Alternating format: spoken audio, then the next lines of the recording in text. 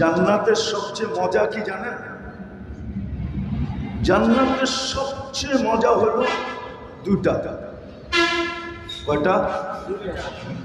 যা চাবে তা মিলবে, যা মনে চাবে তাই মিলবে। দ্বিতীয় মজা হলো যেটাই চোখে লাগবে ওটাই মিলবে। সারাদিনে কিন্তু আমাদের চোখে অনেক জিনিস লাগে, ঠিক না? কিন্তু অনেক সময় জ্যাক খালি, এই জন্য নেওয়া যায় না, ঠিক না? সত্য তো।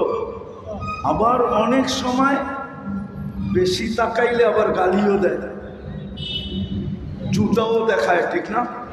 মনে হয় বোঝেন না, যুবকরা বলছে বেশি তাকাইলে কি দেখায়? জুতা দেখায়।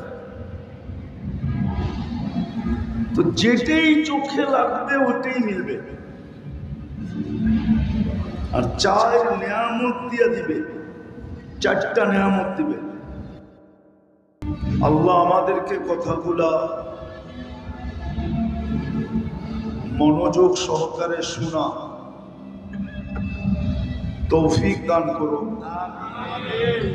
কেননা আল্লাহর হুকুম দ্বীনি কথা যখন শুনো, ইদা কুরিয়াল কুরআন ফাসতামিউ, দ্বীনি কথা শোনো যখন শুনো, বা কোরআন যখন শুনো, বা কোরআনী কথা যখন শুনো, তো পরিপূর্ণ মনোযোগ দিয়ে শুনো। দ্বিতীয় আরেকটা হুকুম আছে, আনসিতু, পরিবেশটাকে নির্জুম বানায় শোনো।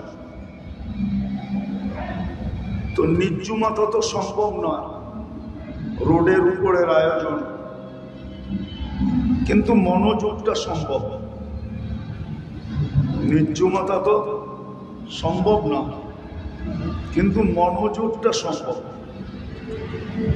বিদায় যতটুকুই শুনবো, যতক্ষণই কথা হবে, খুব মনোযোগ দিয়ে শুনব।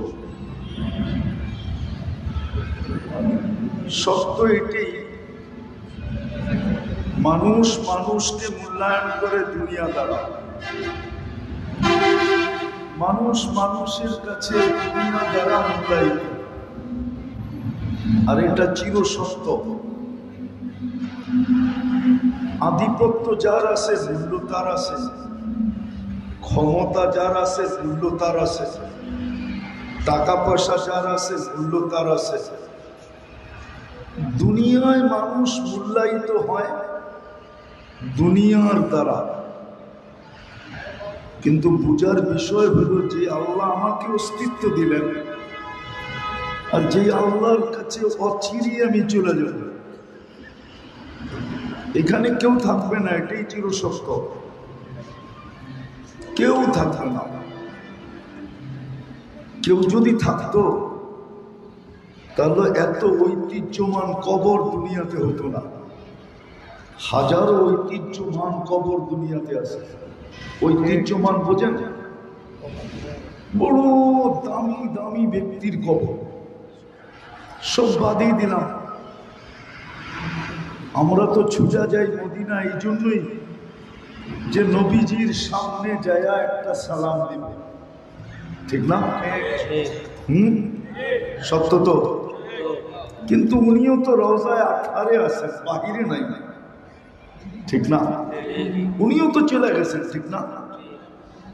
আমাদেরও চলে যেতে হবে বড় ধ্যান দিয়া, কিন্তু আমাদেরও চলে যেতে হবে। কিন্তু এটাও সত্য, দুনিয়াটা এখন উন্নতির জোয়ার চলতেছে, ঠিক না? চতুর্দিকে শুধু উন্নতির কথা চলতেছে, আধুনিকতার কথা চলতেছে, কিন্তু কে কখন যাব এটা কেউ জানি না। কে কখন যাব এটা কেউ জানে না। বিদায় যখন চলেই যেতে হবে, আর এটাই শিরুদার্য। মৌত নিয়ে কোনো মতানৈক্য নাই, অনেক বিষয় নিয়ে মতবাদ আছে, কিন্তু মৃত্যু নিয়ে আজ পর্যন্ত কারো কোনো মতবাদ নেই। যে আল্লাহকে বিশ্বাস নাও করে সেও এটা বিশ্বাস করে যে মরতে হবে, বিদায় চলে যেতে হবে। আমি বুঝাইতে চেয়েছি দুই শব্দে যে আল্লাহর কাছে আমি দামি হব কি দ্বারা?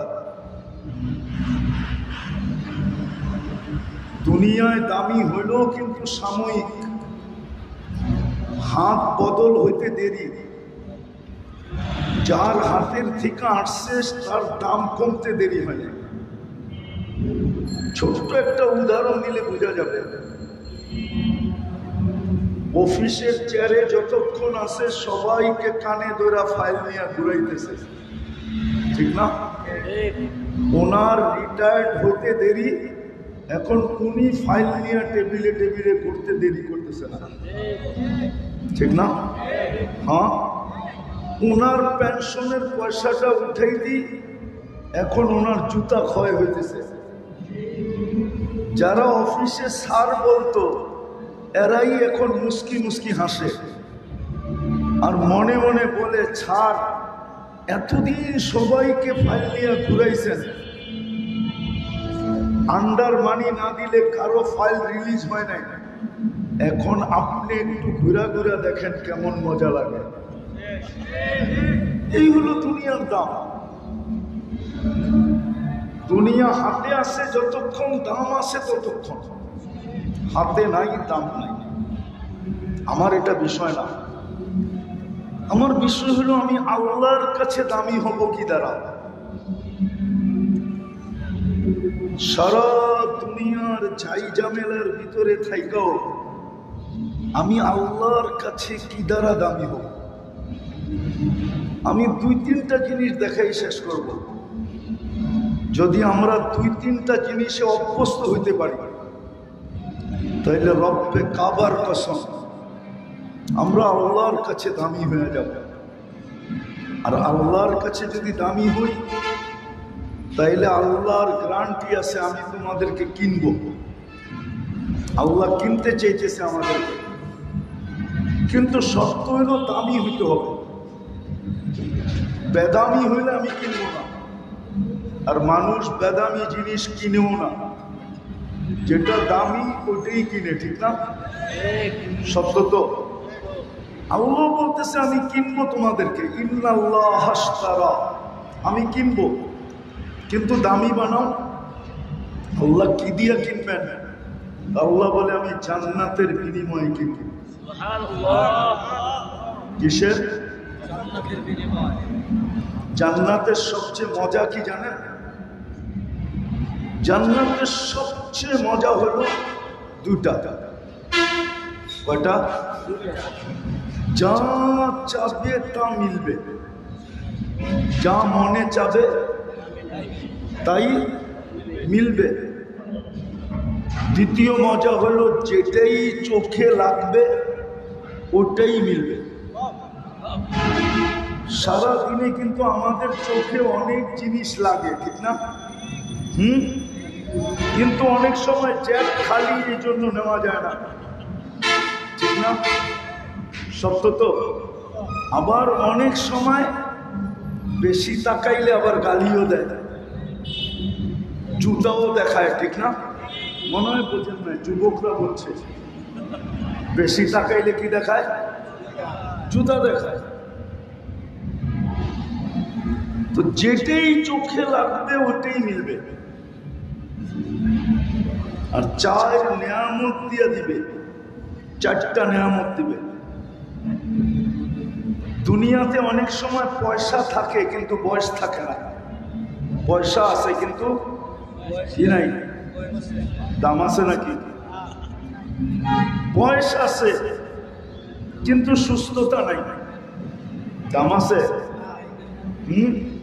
কি বলেন? কি আপনি মজায় আছেন না যে হাসপাতালে আছে ও মজায় আছে? কতটুক মজা? আরে বলেন না। বুঝানো যাবে না যে আপনি কতটুক মজায় আছেন, কেননা সুস্থ, ঠিক না? আর ও হাসপাতালে পড়ে আছে, ঠিক না? টাকা আছে, সুস্থতা নাই। তৃতীয়, বয়স জীবনও আছে, টাকাও আছে, কিন্তু যৌবন নাই। কি মজা আছে? কেন টাকা দিলে চলবে না? যৌবনের কাজ টাকা দিয়া চলবে? চলবে, বাইন্দেও রাখা যাবে না, ঠিক না? তিনটাই আছে, হায়াতও আছে, সুস্থতাও আছে, যৌবনও আছে, কিন্তু পাত্তি নাই, দাম আছে। আল্লাহ চার নিয়ামত চিরদিন দিয়া তুই মজা দিবে। আনতাহইয়া ফালা তামুতু আবাদা, চিরদিন জীবন, মৌত কোনদিন আসবে না। আনতাসিহু ফালা তামরাজু আবাদা, চিরদিন সুস্থ, অসুস্থ কোনদিন হবে না। আনতাসিহু ফালা তামরাজু আবাদা, সুস্থ চিরদিন, কোনদিন অসুস্থ হবে না। আনতাশিবু ফালা তাহরামু আবাদা, চিরদিন যৌবন মিলবে, কোনদিন বৃদ্ধ হবে না। আনতানামু ফালা তাইয়াসু আবাদা, চিরদিন নিয়ামত বাড়বে, কোনদিন কমবে না। এই চার নিয়ামত আর দুই মজা দিয়া আল্লাহ জান্নাত দিবে। বাকি জান্নাত খোলার সময় এখন নাই, জান্নাত খুলতে হলে তো অনেক সময় লাগবে। কিন্তু এটা জেনে রাখেন, যাকে দিবে সবচেয়ে ছোট দিলেও এই দুনিয়ার 10 গুণ বড় দিবে। এই দুনিয়ার 10 গুণ বড়। ছেলে সন্তান আছে না নাই? দোলনা সোলনা কিনছেন কোনদিন?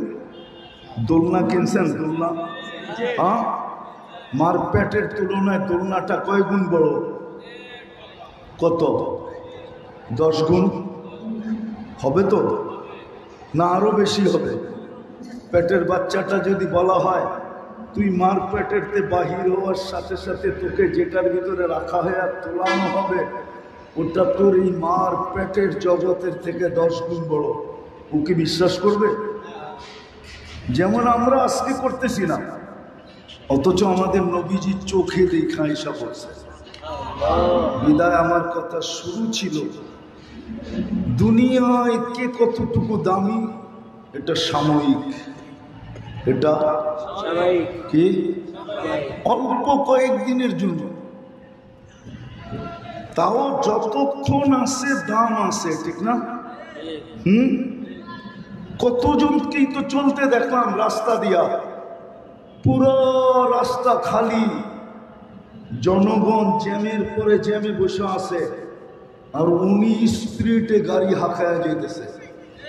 ছিল তো দাম ছিল, আজকে নাই কি নাই?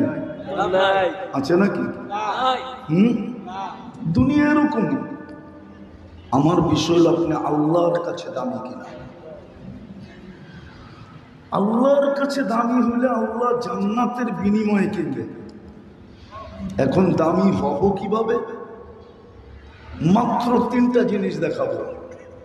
যদি আজকে অভ্যাস করতে পারেন তাহলে আপনাকে আমি স্টামে লেখা দিতে পারি, আপনার চেয়ে দামি কেউ হবে না। কেননা 2টা তো কমপ্লিট হয়েই গেছে। 2টা, একটা মুসলমানের ঘরে জন্ম কমপ্লিট, ঠিক না? আরেকটা নবীর উম্মত কমপ্লিট, ঠিক না? করতে হবে কয়টা? শুধু 3টা কাজ। পারবেন? অঙ্গীকার? না না, ওয়াদা ওয়াদা ওয়াদা। পারবেন? আজকের থেকে ডেলি 2 বেলা তওবা করব।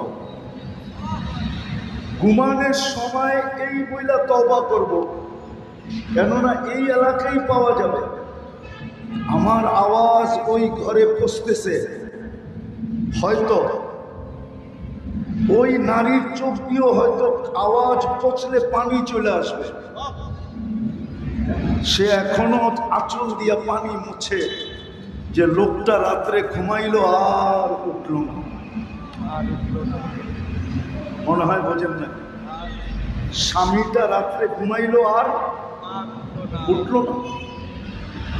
মা বাবাও অনেক আছে চোখের পানি জড়ায় যে ছেলেটা ঘুমাইলো আর উঠল না। ভাইও পাওয়া যাবে যে ভাইটা ঘুমাইলো আর উঠল না। বোনও পাওয়া যাবে যে ভাইটা ঘুমাইলো আর উঠল না। এই জন্য প্রতিদিন ঘুমানোর আগে বিছনায় বসা শুধু হাত দুইটা উঠায়া বলেন যে আল্লাহ তওবা করলাম। শুধু এতটুকু বলেন, আল্লাহ তওবা করে ঘুমাই না। এই শব্দটা কঠিন, বলা যাবে না? যাবে না? তওবা করে ঘুমান। এই উম্মতের জন্য এই ফ্যাসিলিটি, সবার জন্য সব ফ্যাসিলিটি হয় না। হয় না কি? দেখেন না গাড়িতে কিছু স্টিকার থাকে কি, আপনি এখানেই তো সব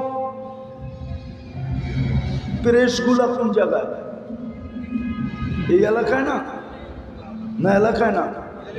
হ্যাঁ, আপনিও একটা স্টিকার ছাপায়া গাড়িতে লাগান, আপনার জন্য ফ্যাসিলিটি হবে। বরং উল্টা ধরা পড়লে কি কি শুধু জরিমানা? হ্যাঁ, আরে জেলও হবে। জেল হইতে পারে। যত মানুষ স্টিকার দিয়া প্রতারণা করছে সব প্রতারণার দায় দায়িত্ব আপনার মাথার উপরে চাপবে। যে পাইছি এতদিন পরে, মাঝে মাঝে দেখেন না কোর্ট তো বেশি দূরে না, ঠিক না? বেশি দূরে। মাঝে মাঝে সরকারি স্টাম্প আছে না, স্টাম্প দলিল লেখার, মাঝে মাঝে কিন্তু নকলও বিক্রি হয়, ঠিক না? ধরতে পারলে তো আপনাকে আমাকে ফ্যাসিলিটি দিছেন আল্লাহ, এই উম্মতের জন্য ফ্যাসিলিটি। একটা উদাহরণ দিয়ে বুঝাইতেছি। আদম আলাইহিস সালাম বলতেছিল আমি একটা ভুল করলাম, 350 বৎসর কাদাইছে, তারপরে মাফ করছেন। উম্মতে মুহাম্মদী সারা দিন গুনাহ করে, আর এখন আল্লাহ ডাইকা ডাকতেছেন, ডাইকা ডাইকা মাফ করতেছেন। যেই আল্লাহ ডাইকা ডাইকা মাফ করেন, আমি যদি স্বইচ্ছায় মাপ চাই তাহলে কেমন মাফ করবেন? এই জন্য প্রথম অভ্যাস হলো ঘুমানোর সময় কি করব? পারবেন সবাই? পাক্কা? এটা কোনো কঠিন না। আবার ঘুমের থেকে উঠে তওবা করেন। হতে পারে সূর্য উঠা দেখছেন, নাও ডুবা নাও দেখতে পারেন। এই ব্রিজ সাক্ষী, এই ব্রিজ অনেক সাক্ষী যে সাইজা গাইজা মোটর সাইকেলে বুক পড়া আশা, চোখ পড়া স্বপ্ন নিয়ে ঢাকা শহরে ঢুকতেছিল, দোকানে যেতেছিল, চকবাজার হোক বা ইসলামপুর হোক বা মিটফুট হোক, ব্যবসা প্রতিষ্ঠানে আসতেছিল, কিন্তু ব্রিজে তার জান চলে গেছে। ঘন্টাও অতিক্রম হয় নাই, বাড়িতে খবর চলে গেছে লাশ আসতেছে। সে আর কোনোদিন সূর্য ডোবা দেখে নাই। বিদায় সকালে উঠে একবার তওবা করেন যে আল্লাহ সূর্যটা তো উঠতে দেখলাম বটে, হতে পারে আমি ডুবা নাও দেখতে পারি, বিদায় আমি কিন্তু অগ্রিম তওবা করলাম।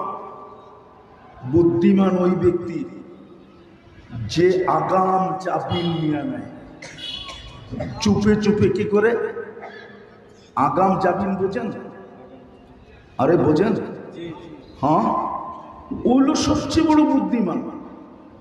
পুলিশ যদি ভুলেও চলে আসে বাড়িতে, তো কাগজ কোডের বাহির করে দেখায় দেয়, এই দেখ। কেননা কোডের উপরে পুলিশ না, আদালতের নিচে হলো পুলিশ। আদালতের নিচে কি? এই জন্য পুলিশ জেলে পাঠাইতে পারে না। পুলিশ থানায় রাখতে পারে, কি আয়নাঘরে রাখতে পারে, আমি মানি, কিন্তু জেলে ডাইরেক্ট পাঠাইতে পারবে না। জেলে পাঠাইতে হলে আদালতই লাগবে। তো বুদ্ধিমান ওই ব্যক্তি যে আগাম জামিন নিয়ে নেয়। আপনি বিমানের আগে তওবা করেন, আগাম জামিন। সকালে উঠে তওবা করেন, সূর্য ডুবার আগে যদি মরলেন তো আগাম জামিন। আর এটা যদি কন্টিনিউ চলতে থাকলো, রব্বে কাবার কসম, যেমন আসছেন এমনই যাবেন। যেমন আশা বোঝেন, নিষ্পাপ মার পেটের থেকে আসছিলাম, আবার নিষ্পাপই আল্লাহর কাছে চলে যাব। কেননা তওবা যে করে তার কোনো গুনাহ থাকে না, না, না, না, না। এই উম্মতের জন্য এই ফেসালিটি। দ্বিতীয় আজকের থেকে ডেলি কোরআনটাকে একটা চুমা দিব। পারবেন? পারবেন? হ্যাঁ, আপনি পড়েন না, খুলেন না, শুধু একটা নিবেন, একটা চুমা দিয়া মহব্বতে রেখা দিবেন। কেননা সত্য এটাই, সত্য এটাই। একটা ছোট উদাহরণ দিই, আপনার ছোট বাচ্চার গালে যদি অপরিচিত লোকটা ভালোবাসা একটা চুমা দেয়, তো আপনার মনটা তার দিকে কি আকৃষ্ট হয় না? হয় না? আল্লাহর কালাম যদি আপনি চুমা দেন, তাইলে আল্লাহ আপনার দিকে আকৃষ্ট হবে, আপনাকে ভালোবাসবে। এই জন্য ডেলি কোরআনটাকে একবার উঠাবো আর একটা চুমা দিয়া রেখা দিব। সত্য এটাই। আজকে আমাদের ঘরে কোরআন চিৎকার দিতেছে, চিৎকার। যদি আধ্যাত্মিক শক্তি থাকতো, তাহলে আমি আপনাদেরকে কোরআন আইনা চিৎকার শোনায় দিতাম। আপনি বলবেন কোরআন কি চিৎকার দিতে পারে? তাহলে হুজুরদেরকে জিজ্ঞাসা করেন, খেজুর গাছ কি করে চিৎকার দেবে? খেজুর গাছ যদি চিৎকার দিতে পারে, তাহলে কোরআন কেন চিৎকার দিতে পারবে না? কোরআন কিন্তু আমাদের চিৎকার দিতেছে, চিৎকার। এইখানে লোক আছে, কবে কোরআনকে ছুঁয়া দেখছে এটাও বলতে পারবে না, যে আমি কতদিন আগে কোরআনকে একবার ছুঁয়া দেখছিলাম। খুইলা তো দূরের কথা, চুমা তো দূরের কথা, পড়া তো দূরের কথা। কেন একটা কথা যুক্তিগত বোঝেন, যুক্তি দিয়া। কোরআনের সম্পর্ক ছাড়া আপনার চলবে না। আজকে চলবে, কালকে চলবে না। আজকে চলবে, কালকে চলবে না। এটার প্রমাণ কি? যদি চলতো, তাইলে আল্লাহ যারা কোরআন পড়তে না পারে ওদের জন্য এই ব্যবস্থাপনা কোনোদিন করতেন না। সূরা ইখলাস কোনোদিন নাজেল হইতো না, যে একবার পড়লে 10 পারা, দুইবার পড়লে 20 পারা, তিনবার পড়লে 30 পারা। তিনবার পড়তে দেরি, পুরা কোরআনের সওয়াব তার আমলনামায় লেখা হইতে দেরি হবে না। অথচ সূরাটা সবচেয়ে ছোট এবং সবচেয়ে সহজ। অধিকাংশ মুসলমানের দিলেই এটা আছে, না নাই? আছে না? তাইলে এই ব্যবস্থা কেন করতো? বুঝা গেল এটা ব্যতীত চলবে না। আজকে চলবে, কালকে চলবে না। এই জন্য বলছে তুমি পড়তে পারো না, কোনো আপত্তি নেই, তুমি 3 বার সূরা ইখলাস পড়ো, পুরা কোরআনের খতমের সওয়াব আমরা তোমাকে দিয়া দিব। কালকে যখন আমরা দেখব যে কি কি কোয়ালিটি আমরা রাখছিলাম, কোরআনের কোয়ালিটি, সম্পর্কের কোয়ালিটিটা আছে কি নাই, তো খুলেই দেখবে কোরআনের সওয়াব, কোরআনের সওয়াব, কোরআনের সওয়াব। ফেরেশতা বলবে আল্লাহ পড়তে তো পারে না, বলবে তাতে কি আসে যায়, আমি তো নাজিল করছিলাম ইখলাস। এ তো 3 বার পড়তো আর ডেলি 1 খতম কোরআনের সওয়াব আমলনামায় লিখতো। আমার তো কোয়ালিটি ছিল কোরআনের সম্পর্ক থাকতে হবে, সে তো পরিচয় দিয়ে দিছে। এই জন্য ডেলি কোরআনটাকে একটা চুমা দেন, পারবেন? কসম খোদার আপনি দামি হয়ে যাবেন। কেননা আল্লাহর কালাম, আপনি জানেন না আপনাকে কি দিছে। আমি তুর পাহাড় যখন দেখতে গেছি তখন আমার মনে উঠছিল যে মুসা আলাইহিস সালাম তো এইখানে দাঁড়াই কথা বলতেন, এখন ওনার কাছে ক্রেডিট কার্ড হলো কালিমুল্লাহ, উনি আল্লাহর সাথে কি করেন। তখনই মনে আসছে উনি কালিমুল্লাহ হয়ে যদি গৌরব করতে পারে তো আমার সিনায় তো আছে কালামুল্লাহ, যেটার অর্থ হলো আল্লাহ আমার সাথে কথা বলে। আমি পড়তে থাকি, আল্লাহ কথা বলতে থাকে, তো আমি তো ওনার চেয়ে কোটি গুণ বেশি গৌরব করতে পারি না, পারেন না? হ্যাঁ, আপনার সিনায় কি 2-4টা কোরআনের সূরা নাই না? নাই। হ্যাঁ, একটাই পড়তে থাকেন না সারাদিন। আল্লাহ তো না করবে না, তুই একটাই পড়িস কেন? এই সিস্টেম তো আল্লাহ রাখেন নাই। আল্লাহ বলতেছে তুই পড়তে পড়তে ক্লান্ত হয়ে যাবি, কিন্তু আমি কথা বলতে বলতে ক্লান্ত হব না। আল্লাহ তো সব কিছু ঊর্ধ্বে, এই জন্য কোরআনটাকে দিলি চুমা দিই। পারবো? প্রথম কি বললাম? 2 বেলা তওবা করব, ঘুমানোর আগে আর ঘুমের থেকে উঠা। দ্বিতীয়, ডেলি 24 ঘন্টার ভিতরে যখন পারি কোরআনটা নিব, একটা চুমা নিব। পারবেন? আর তৃতীয় একটা কথা যুক্তি দিয়া বোঝেন, আপনার মালিক যদি ডেলি 5 বার আপনাকে ডাকলো কিন্তু আপনি একবারও সাড়া দিলেন না, চাকরি থাকবে? হ্যাঁ হ্যাঁ, আপনি যার অধীন, যদি সে ডেলি 5 বার আপনাকে কল করে বললো কাম হিয়ার, এইখানে আয়, আর আপনি 5-6 বারে ডিনাই করলেন, বলেন আপনার দলীয় পদ থাকবে? ডেলি তো 5 বার আল্লাহ ডাকে। কে ডাকে? হ্যাঁ, কোন আল্লাহ? হ্যাঁ, যে 24 ঘন্টা আমার উপরে বাজেট ব্যয় করতেছে। বাজেট বোঝেন?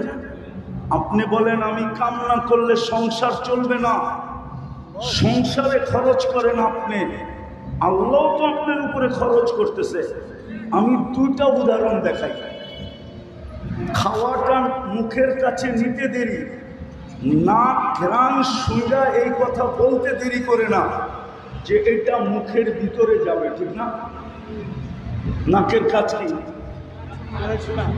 শুইরা কি বলা যে এটা ভিতরে, মুখের ভিতরে যাবে, ঠিক না? আচ্ছা, এই গ্রামটাই যদি মিটফোর্ডে হাসপাতালে চেক করতে হইতো তাহলে বলেন ডেলি আপনাকে কয় টাকা দিতে হইতো?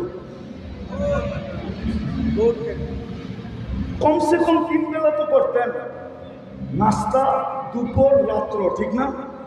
চা বিস্কিট বাদিয়ে দিলাম, কিন্তু নাক তো ডেলি 100বার চেক করে আপনাকে দিতেছে।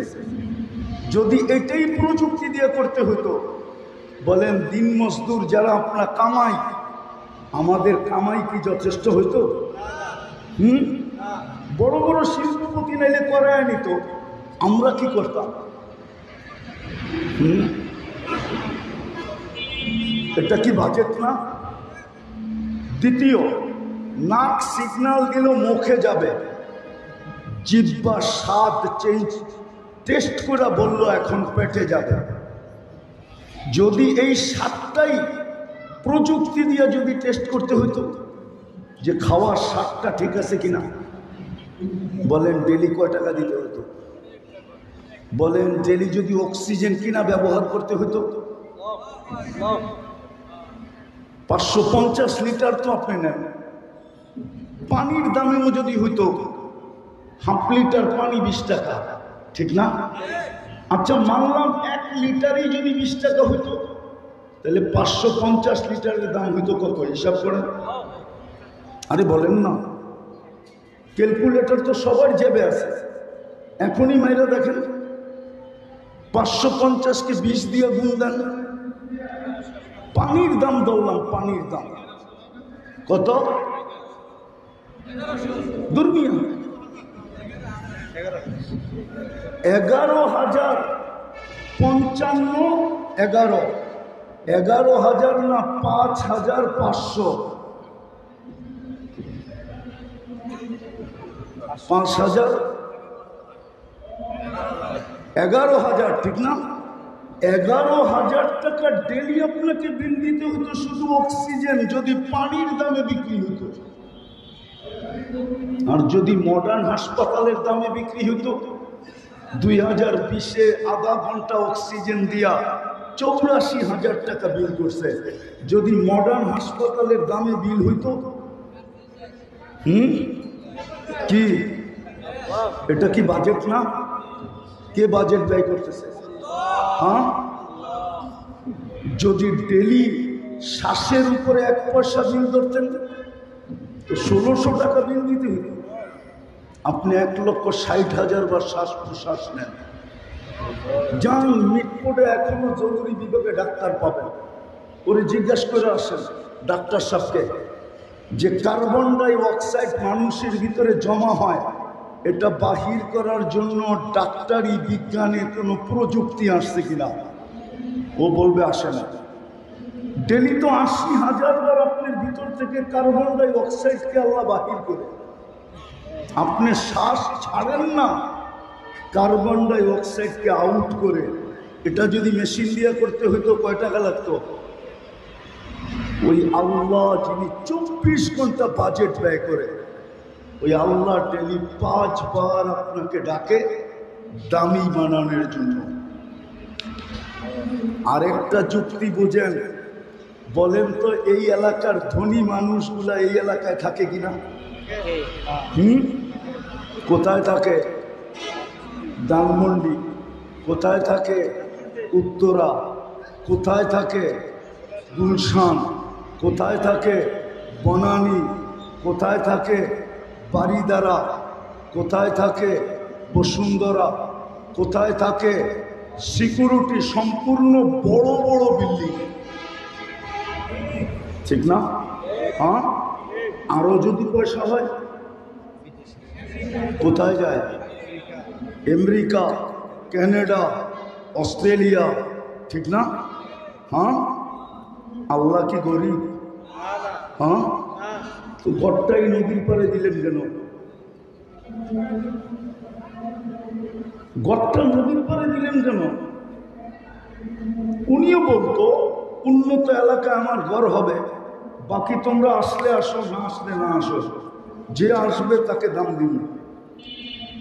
ঘরটা আপনার প্রত্যেক গলি গলি দিল কেন?